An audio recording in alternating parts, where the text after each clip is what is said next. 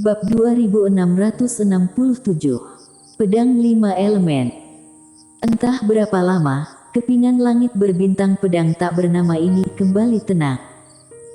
Hanya ada satu orang yang tersisa di lapangan. Ini adalah Slah. Slat berbaring di atas pedang-pedang selater langit hari itu, dengan kaki disilangkan, tangan bertumpu di belakang kepala, dan labu anggur di mulutnya. Dia tertidur. Namun, dia terus mengatakan sesuatu di mulutnya. Dengarkan baik-baik, yaitu, kultivator pedang yang kejam. Tidak ada daya tarik dan tidak ada pendamping, tanpa pikiran, tanpa pedang, tanpa pikiran. Ambillah tubuhmu sendiri sebagai pedangmu, ambillah pikiranmu sebagai pedangmu, kamu tidak memiliki pikiran, pedang tidak memiliki pikiran, kamu tidak memiliki pikiran, pedang tidak memiliki pikiran. Berbicara tentang ini, dia tiba-tiba duduk dan menepuk wajahnya sendiri. Bukankah baru saja kehilangan pedang? Apa masalahnya? Bukankah kamu juga kalah dari bos? Hei, bos, kamu pernah mengatakan itu pedangku rusak. Tidak, aku harus memukul seseorang. Suara itu keluar, dan dia langsung menghilang ke langit berbintang. Di sisi lain, di ujung langit berbintang, kultivator pedang berjalan perlahan ke kejauhan dengan pedangnya. Tak lama, kultivator pedang itu tiba-tiba berhenti. Dia menoleh ke tempat warrior yang jauh dan tersenyum, bocah kecil, tidak banyak waktu yang tersisa. Di suatu tempat, warrior yang sedang berlari kencang dengan pedang pengendali, tiba-tiba berhenti dan menoleh untuk melihat.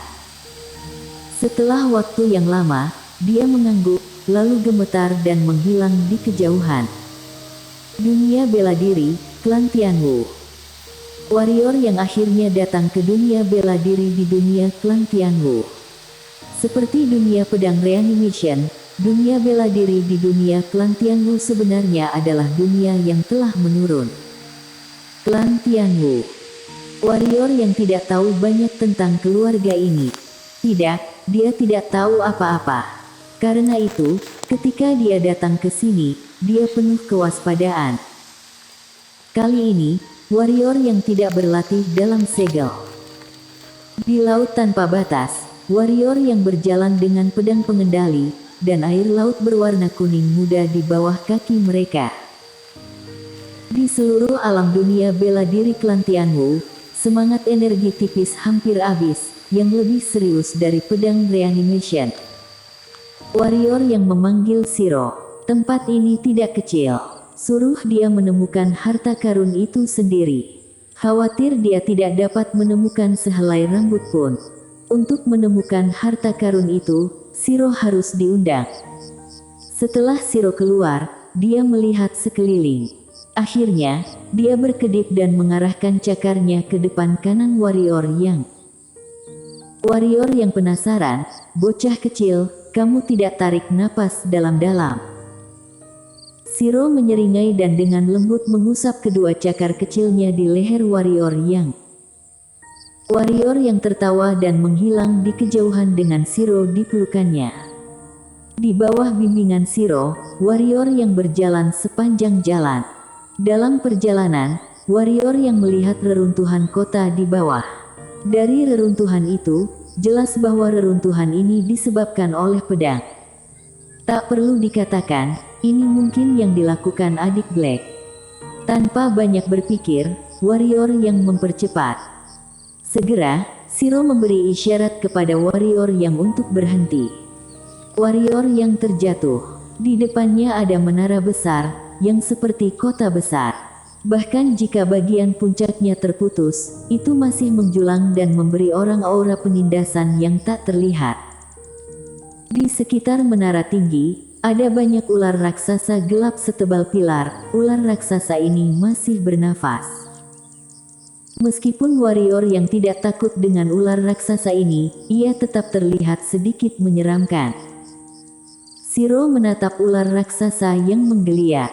Tak lama kemudian, cakar kecilnya menutupi matanya. Dia masih sedikit takut. Faktanya, Ular raksasa itu seharusnya takut padanya. Warrior yang dengan lembut mengusap kepala kecil Shiro, dan kemudian membawanya ke menara besar. Sebenarnya menara yang tinggi ini bukanlah sebuah menara, melainkan sebuah kota, karena di menara ini terdapat banyak bangunan yang terlihat seperti bangunan tempat tinggal. Warrior yang menatap Shiro. Shiro melihat sekeliling. Akhirnya, cakar kecilnya menunjuk ke kejauhan dan memberi isyarat agar warrior yang lewat. Warrior yang ragu-ragu dan bertanya, apakah ada bahaya? Faktanya, Shiro dapat merasakan bahayanya. Momen untuk menguji kemampuan pengambilan keputusan saat bahaya lebih kuat daripada dia dan Yana. Tentu saja, dirinya juga sangat bodoh, karena dia sering melebih-lebihkan dan meremehkan bahaya. Shiro berkedip dan menggelengkan kepalanya. Warrior yang dengan lembut mencubit wajah kecil Shiro dan berkata dengan serius, apakah tidak ada bahaya sama sekali? Shiro menggelengkan kepalanya. Warrior yang bertanya lagi, apakah menurutmu kita bisa menghadapi bahaya itu? Shiro mengangguk. Warrior yang bertanya lagi, apakah kamu tahu kekuatanku? Shiro berkedip, lalu dia mengangguk dan mengayunkan cakarnya dengan cepat. Itu berarti warrior yang sangat kuat, sangat kuat. Warrior yang tak bisa berkata apa-apa, bocah kecil harusnya melebih-lebihkan kekuatannya tanpa batas. Dalam hal ini, warrior yang juga sedikit tidak berdaya, dia tidak mengatakan apa-apa dan terus bergerak maju dengan Shiro di tangannya.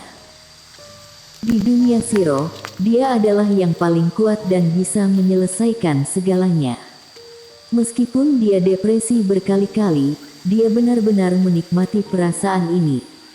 Shiro duduk di bahu warrior yang, pada dasarnya, dia tidak takut ketika dia mengikuti warrior yang. Di bawah kepemimpinan Shiro, warrior yang datang ke patung tanah liat yang besar. Patung tanah liat besar ini tingginya beberapa meter. Dari penampilannya, ia adalah seorang pria paruh baya. Ia mengepalkan tinjunya dan melihat ujungnya dari kejauhan. Ia memiliki keadaan mental yang meyakinkan dan bahkan menakuti lawan dari penampilan dan perilakunya. Shiro menunjuk ke patung itu.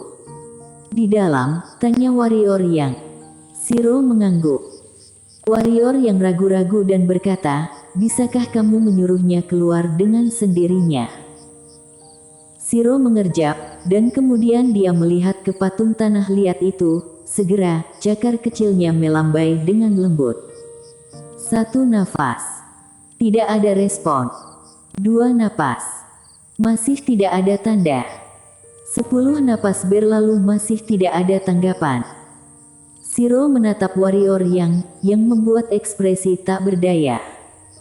Shiro terbang ke patung tanah liat itu dan mengetuknya dengan cakar kecilnya, yang artinya cepat keluar. Namun, harta karun di dalam tidak menunjukkan wajahnya dan masih belum keluar. Shiro mengerutkan kening. Segera, dia tiba-tiba membuka mulutnya dan menghisap. Dengan hisapan ini, patung tanah liat itu tiba-tiba bergetar. Selain itu, warrior yang tampak waspada, ada harta di dalamnya. Pada saat ini, cakar Shiro dengan lembut menepuk patung tanah liat itu. Klik. Patung tanah liat tiba-tiba retak, dan Shiro buru-buru kembali ke warrior yang. Di bawah tatapan warrior yang dan Shiro, patung tanah liat itu benar-benar retak. Segera, seorang pria bayangan muncul di depan warrior yang. Meskipun pria itu ilusi, dia memegang pedang emas kemerahan di tangannya. Pedang itu kokoh. Alih-alih melihat warrior yang, pria itu menatap Shiro, matanya sedikit menyipit dan ada rasa dingin di matanya. Warrior yang dengan lembut mengusap kepala kecil Shiro, yang di matanya adalah niat membunuh. Pada saat ini, pria bayangan menatap warrior yang dan berkata, siapa kamu? Warrior yang langsung terus terang, pria yang datang untuk mencari harta karun. Berburu harta karun. Pria bayangan menatap warrior yang untuk waktu yang lama.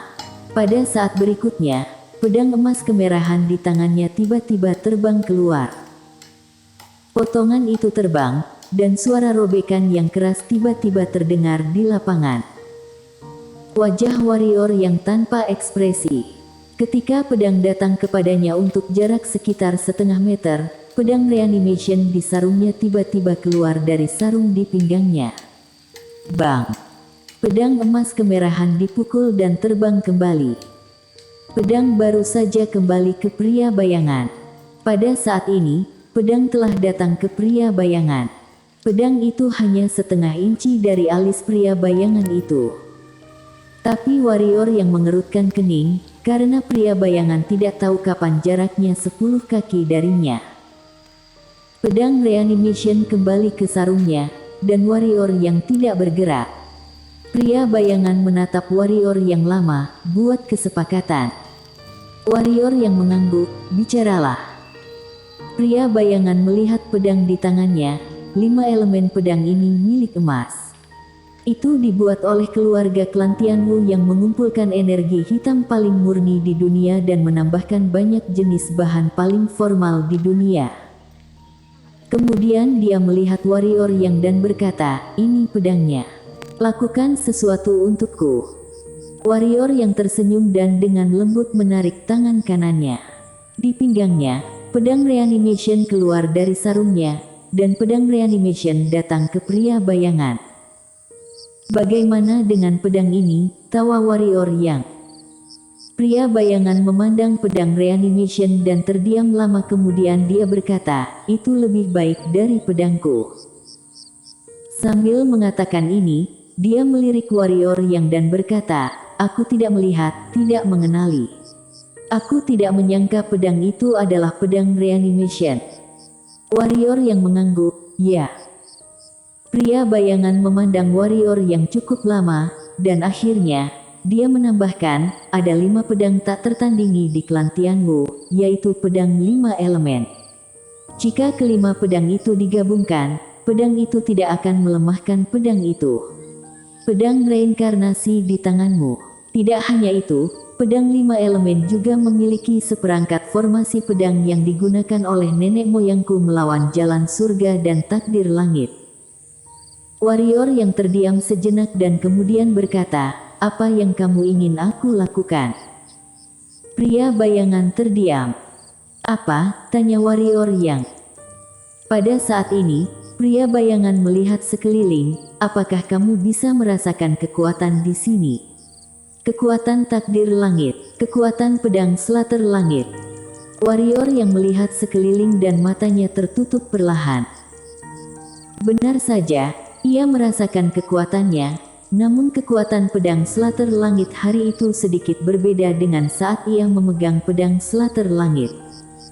Pedang energi ini sangat mendominasi dan mematikan. Kekuatan pedang slater langit tak henti-hentinya mengikis semangat dan asal-usul elf di dunia bela diri klan Tianwu.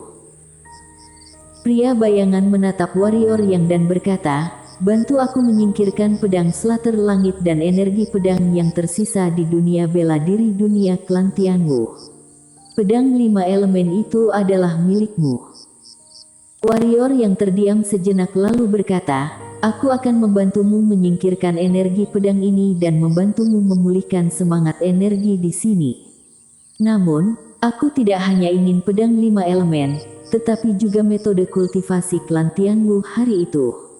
Bagaimana? Energi spiritual.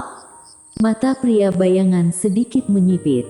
Tak lama kemudian, dia melihat ke arah Shiro di bahu warrior yang dan terdiam sejenak. Dia mengangguk, ya. Warrior yang sedikit mengangguk. Dia melihat sekeliling dan kemudian perlahan-lahan pergi. Setelah beberapa saat, matanya perlahan tertutup. Segera, domain pedang warrior yang menyebar, dan pedang domainnya menutupi seluruh menara, yang sedikit melelahkan. Tapi tidak apa-apa. Warrior yang merebut energi pedang slater langit, dan tak lama kemudian ia mulai mendesak jiwa pedang dan energi pedangnya untuk menghancurkan energi pedang slater langit. Namun, saat ini, perubahan yang menonjol. Ngung. Suara pedang yang tak terhitung jumlahnya tiba-tiba berdering melalui menara, dan tak lama kemudian cahaya pedang yang tak terhitung jumlahnya melesat ke arah warrior yang seperti badai. Energi serangan balik pedang, pedang Slater Langit bersambung.